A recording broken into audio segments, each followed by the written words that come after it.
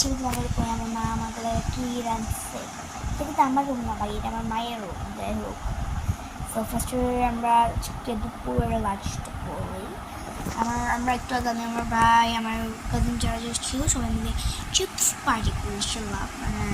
Chips party করার পরে মামু আর খালামুনি মিলে ফ্রেঞ্চ ফ্রাই বানাচ্ছে। তারপরে আমি বানিয়েছিলাম, না বানাইছি না, যখন শরবতটা বানিয়েছি আর আমার কাজিন কিছুই বানাই।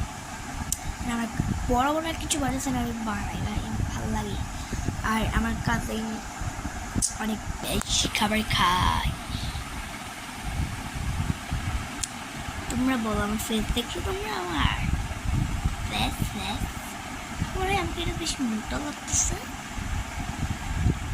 যাই হোক, ফিল্টারটা এমন মোটা মোটা মোটা।